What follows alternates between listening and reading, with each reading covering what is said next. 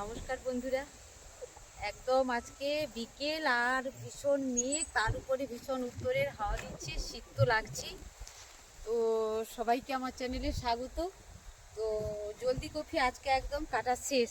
আজকে একদম ভাই এই যে বাজারে নিয়ে চলে যাবে। আজকে এই যে সব জমা করে দিয়েছি, এগুলো নিয়ে ভাই আজকে বাজারে চলে যাবে। আজকে লাস্ট কাটা। আর এই যে কফি গাছের ভেতরে জলদি কফি গাছের ভেতরে আমরা সব কফি চারা বসিয়ে দিয়েছিলাম শীতের সিজনের, যেটা এত বড় হয়ে গেছে। সেগুলো এখন সার দেওয়া, সেচ দিলে আরও বড় হয়ে যাবে। এখন সেচ আর সারের জন্য অপেক্ষা করছি। আর একদম বাড়ি খালি, এগুলো আবার নতুন করে লাগানো হবে, কোপানো হবে। একদম খালি হয়ে গেছে। আর ওইদিকে ব্রোকলিটা যে লাগিয়েছিলাম বন্ধুরা, দেখিয়েছিলাম না যেদিন ব্রোকলি লাগিয়েছিলাম, তো সেই ব্রোকলি গাছগুলোও আমি গাছের মাঝে মাঝে বসিয়ে দিয়েছিলাম। সেই গাছগুলো কত বড় হয়ে গেছে দেখো। সব এগুলোতে কোপানো হয়ে গেছে, খালি সেচ দেওয়া হবে আর সার দেওয়া হবে, সঙ্গে সঙ্গে এগুলো বড় হয়ে যাবে। এগুলো হচ্ছে ব্রোকলি যে লাগিয়েছিলাম। আর ওই দিকে আগে একটু বসিয়ে দিয়েছিলাম ব্রোকলি, সেগুলোতে মানে ব্রোকলি ধরার মতো হয়ে গেছে, কুড়ি আসার মতো হয়ে গেছে, বড় হয়ে গেছে। শিবানী, ব্রোকলি গাছগুলো কত সুন্দর লাগছে না? হ্যাঁ, লাগছেই তো। সবুজ মানেই সুন্দর।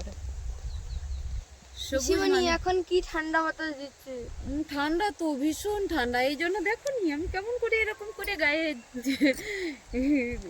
চাদর দিয়ে রেখেছি। আমার তো শীতের পোশাক নেওয়া নেই। তো কেন তুমি নিয়ে আসনি বাবা? ঠান্ডা লেগে যাচ্ছে তো। ময়ূক একটা আবৃত্তি করবে আজকে শীতে। ময়ূককে বলবো, ময়ূক একটা আবৃত্তি শোনাও।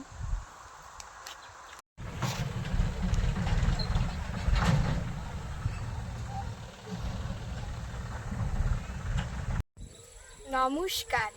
কবি দেবব্রত দত্তের লেখনীতে কর্মখালি। পাড়ার মদন পাশ করেছে, ইতিহাসে এমএ। চাকরি পাওয়ার চেষ্টা করেও যায় না তবু থেমে। মদন পেল গোপন খবর আলিপুরের জুতে, বন মানুষের চাকরি আছে জানতে গেল ছুটে। বন মানুষের মুখোশ পরে থাকতে হবে খাঁচায়, মাইনে পাবে 700 টাকা, খাবার পাবে যা চায়।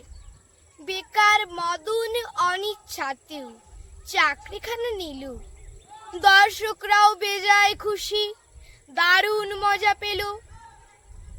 একদিন তো লম্ফ দিয়ে পড়লো পাশের খাঁচায়, পাশেই ছিল নেগড়ে বাঘ, কেই বা তাকে বাঁচায়।